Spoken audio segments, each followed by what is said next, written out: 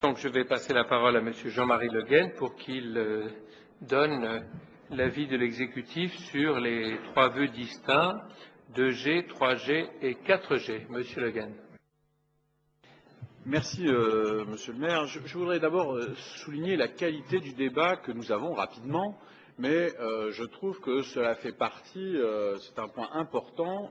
Il fut une époque où nous nous serions jetés à la figure un certain nombre d'adjectifs qui étaient tout à fait inutiles. Et pourtant, on ne peut pas douter qu'autour de ces sujets, il y a beaucoup de passion et d'émotion. Parce que je crois que la plupart d'entre nous ont été confrontés, soit dans leur famille ou soit chez leurs amis, famille de leurs amis, à des cas où un certain nombre d'adolescents, notamment, étaient confrontés à des problèmes de toxicomanie grave. Et je pense que nous avons tous appris, depuis maintenant de nombreuses années, combien il était délicat de parler de ces choses. Et je n'ai pas été choqué, pour ma part, que l'on mette ces questions non pas sur le terrain de la loi, mais sur le terrain de la souffrance humaine et de la nécessaire compassion d'une part, mais action de santé publique que nous avons à avoir.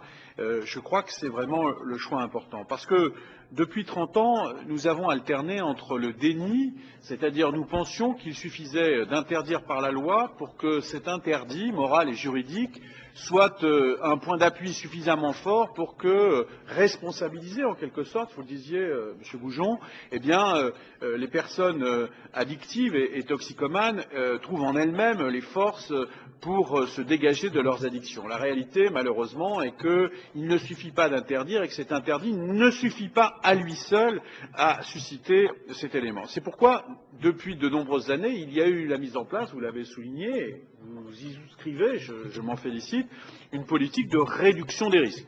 Au passage, on pourrait demander au préfet de police d'être un petit peu plus vigilant sur le fait que les politiques de réduction des risques ne devraient pas être une occasion opportuniste de la part de la préfecture de police de faire du chiffre aussi inutile, je ne veux pas employer de termes plus forts, mais pour dire que c'est tout à fait inopportun que d'être à côté des structures qui pratiquent les politiques de réduction du risque pour essayer d'attraper un certain nombre de toxicomanes.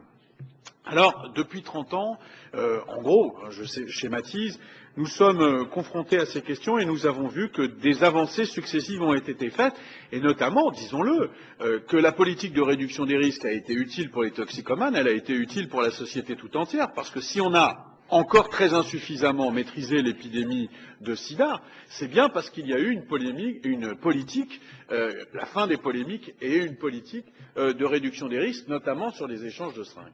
Selon toute vraisemblance, il serait parfaitement utile aujourd'hui d'aller plus loin et de mettre en place ces salles d'injection. Ce n'est pas une idée saugrenue, c'est une idée qui est mise en place aujourd'hui dans plus de 30 villes en Europe. Cela correspond véritablement à un lieu où, je ne crois pas, comme vous le disiez, il y ait un entretien de la dépendance, tout au contraire, parce que je crois pour ma part que la marginalité dans laquelle aujourd'hui vivent un certain nombre de toxicomanes, pas forcément tous, mais un certain nombre d'entre eux, cette marginalité physique puissante est un phénomène d'entretien de la dépendance, parce que lorsque vous êtes rejeté à la rue, sans lieu de contact, sans possibilité d'avoir un dialogue, sans apprendre un certain nombre de conduites, de maîtrise de vos propres risques, vous êtes encore mis dans une situation de plus grande gravité et de plus grande exclusion psychologique, sociale et sanitaire. Je crois donc qu'au contraire, ces salles sont un moyen de tendre la main sanitairement, psychologiquement, socialement à ces personnes et je l'espère, en tout cas je le crois, j'en suis vraiment convaincu, une étape pour les sortir de la dépendance. J'en conclus là puisque le temps m'est compté. C'est pour vous dire que j'apprécie beaucoup les propositions de Madame Dubarry qui vont dans ce sens, mais que nous pensons que cette politique doit être menée par les pouvoirs publics. Nous demandons donc qu'il y ait un débat, que ce débat soit vraiment posé sur la place publique, y compris d'ailleurs nous ayons une réflexion plus globale sur notre politique de lutte contre la toxicomanie, qui même menée par les meilleures équipes n'a pas donné apparemment tous les résultats qu'il nous promettait et qui donc mérite aujourd'hui d'être revisitée à l'aune des critères de la santé publique. C'est pourquoi nous ne pouvons pas approuver évidemment les conclusions de notre collègue Goujon, mais nous souhaitons et nous approuvons à la fois dans ce qui a été dit par notre collègue Vivorca le vœu du groupe socialiste. Voilà donc les les propositions que j'étais amené à vous faire, en montrant bien que les propositions d'évolution de Sylvie Vorka, qui insiste beaucoup sur le débat et l'interpellation du gouvernement, non pas parce que c'est le gouvernement d'une majorité, mais parce que ce sont les pouvoirs publics qui doivent nous donner le cadre légal d'exercice de ce type d'initiative sanitaire, eh bien, cela nous paraît la bonne démarche. Merci, Monsieur Le Guen. Une explication de vote de Monsieur Lostis pour 2 minutes au nom du groupe communiste.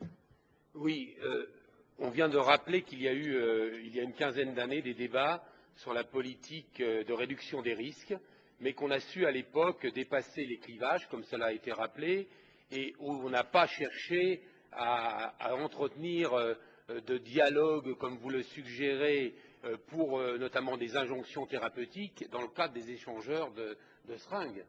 Il n'y a pas de dialogue, il y a simplement une volonté de santé publique.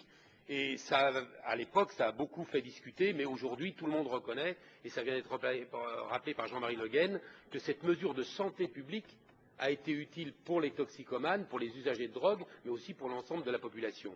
Ce qu'on constate aujourd'hui, plus de 5000 personnes sont touchées par le VHC, et on voit bien qu'il y a des conséquences graves pour la santé publique par la transmission de ce virus, dont les conséquences ont été rappelées par Sylvie Vievorka.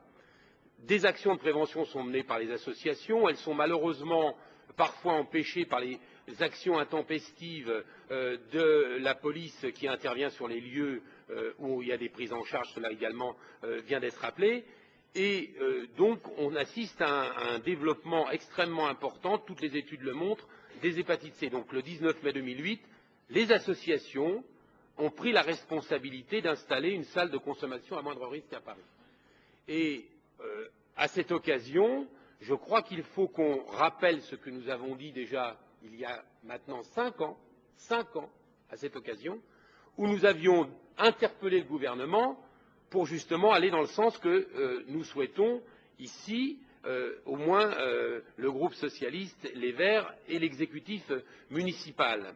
Et il a bien été précisé qu'il ne s'agit pas d'accompagner, de développer la consommation, mais au contraire, c'est la capacité qui vient d'être rappelée, bien sûr, d'intervenir auprès de ces personnes pour garder du lien social, pour les aider à des utilisations à moindre risque. Alors, dans ce contexte, je pense qu'il faut faire preuve d'esprit de responsabilité. J'ai entendu les modifications de ce qui a été dit par Sylvie Vievorka. J'adhère beaucoup plus à ce qu'elle vient de dire parce que c'est beaucoup plus incitatif. Il faut vraiment interpeller le gouvernement, dire que la ville de Paris, à titre expérimental, est volontaire pour mettre en œuvre à Paris ce type de structure et qu'évidemment le cadre légal et réglementaire doit être défini par l'État. C'est pour ça que le groupe communiste votera le vœu présenté par Sylvie Vievorka au nom du groupe socialiste et s'abstiendra, malgré qu'il partage l'esprit, sur le vœu qui est inapplicable de notre collègue Véronique Dubarry. Excuse-moi Véronique. Voilà. Merci.